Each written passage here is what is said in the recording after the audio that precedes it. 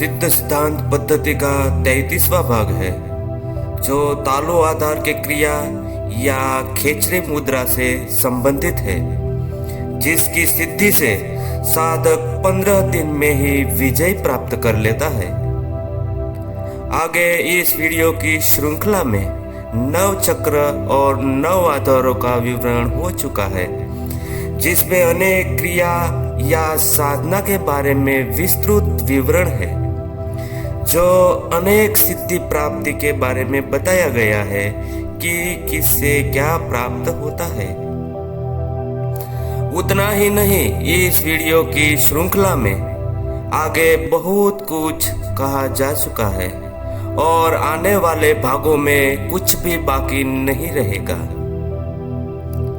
हर एक सवाल का जवाब होगा, क्योंकि यह महान योगी गोरखनाथ का ज्ञान है। कुछ करने की बात तो दूर है, इनका श्रवण मात्र से हर कोई पवित्र होने लगता है, पाप कट जाते हैं। अब हम तालु आधार की क्रिया जानेंगे, जो मृत्यु पर विजय प्राप्त कराने वाली है। आप एकाग्र हो सुनिए। इस चैनल को सब्सक्राइब, वीडियो को लाइक और कमेंट में महायोगी गोरखनाथ का नाम लिखने से न तो आपके मोबाइल का वजन बढ़ जाता है और न ही आपके जेब से एक पैसा जाता है। इससे आपका जाता कुछ नहीं है, लेकिन मिलता जरूर है, इसलिए चैनल को सब्सक्राइब करें। 10 में तालवाधारे तालवंतर गर्भलंबिका चालन दोहनाभ्या दीर्घाकृत्वा विपरीतेन प्रसियेत काष्ठी भवति। 10वां तालु आधार है। यह घंटिका से ऊपर है। तालु के भीतर एक छिद्र है। इस मार्ग से जीव को चालन दोहन क्रिया से लंबे कर उस छिद्र में उलटकर प्रविष्ट कराना चाहिए। इससे खेचरी मुद्रा की सिद्धि होती है। साधक काठ के समान निश्चल हो जाता है। इससे अमृतपान और खेचरी मुद्रा का अभ्यास दोनों सिद्ध होते हैं। योग साधक का काठ के समान निश्चल हो जाना ही जड़ समाधि है। तालु आधार को तालु चक्र, दशोद्वार, शंखिनी विवर अथवा अमृत स्राव केंद्र कहा जाता है।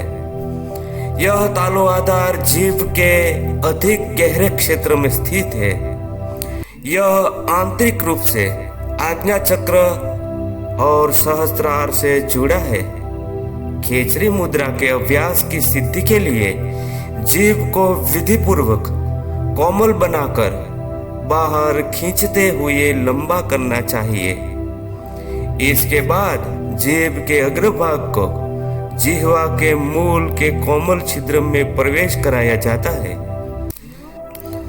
साधक इस क्रिया के द्वारा समस्त बाह्य चंचलता से रहित होकर काठ के समान जड़ यानी निश्चल हो जाता है।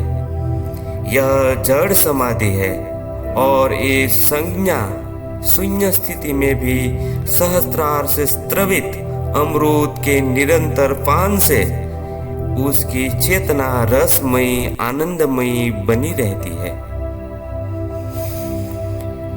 खेचरी मुद्रा का लक्षण यह है कि कपाल के मध्य वाले छिद्र में जीभ उल्टी प्रविष्ट करनी चाहिए और साधक की दृष्टि दोनों भौहों के मध्य में स्थित रहनी चाहिए। जीभ को इस मुद्रा की सिद्धि के लिए चालन दोहन क्रिया से लंबा किया जाता है।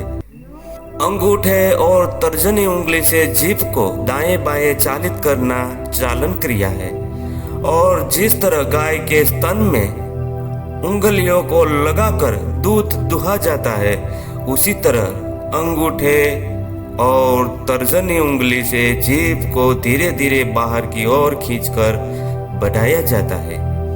यह दोहन क्रिया है। अंगुलियों में इस क्रिया के लिए मक्खन या घी लगा लेना चाहिए। निरंतर अभ्यास करने से जीभ इतनी लंबी हो जाती है कि यह भ्रू मध्य तक पहुंचकर कपाल रंध्र से लग जाती है। जीभ को उलटकर ईड़ा पिंगला सुषुम्ना वाले संगम विषय में लगाना चाहिए। यह व्योम चक्र है, यही खेचरी मुद्रा है।